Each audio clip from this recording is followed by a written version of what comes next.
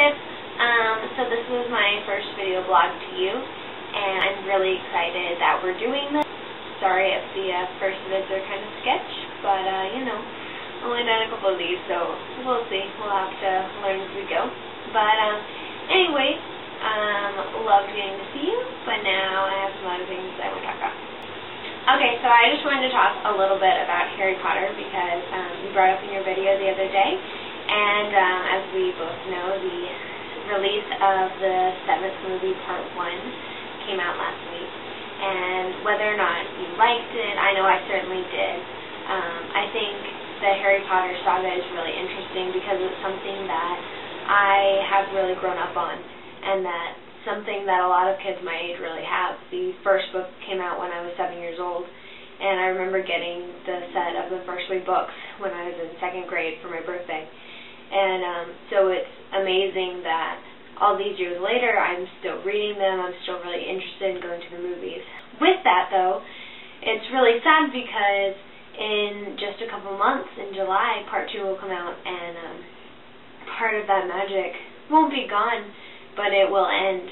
And so I want to do some pictures because although we've all seen Harry and Hermione and the entire cast grow up through the years, both in the books and on the screen, I also wanted to do some pictures of us growing up under Harry, and I'm hoping if you have some pictures that you'll be able to do the same.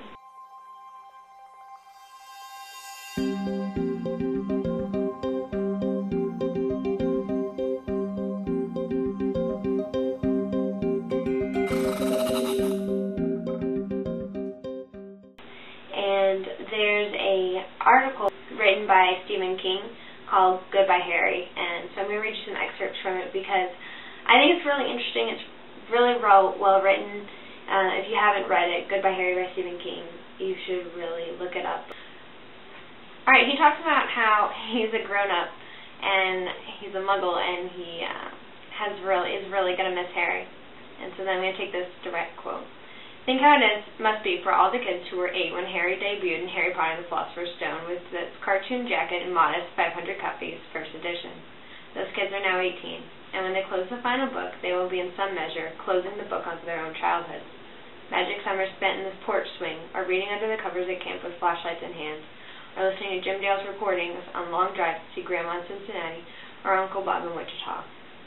The internet blogs will be full of this was bad and that was wrong, but in the end it's all going to boil down to something that many will feel, and few will come right out and say, no ending can be right, because it shouldn't all be over. The magic isn't supposed to go away. And it goes on to say that everything must close, because that is the nature of the world we live in. Everything in the end is temporary. But, you know, I think in a way the magic can live on, and then we can share this experience with the next generation. And everyone's wondering, you know, what's going to be the next Harry Potter book and what's going to really take the world by storm. And in some ways I hope it is Harry Potter that lives for generations to come. But at the same time, as long as there's some story that continues to have such an impact on kids like Harry Potter has in my life, then I think that's pretty brilliant. Alright, can't wait to see you on Wednesday.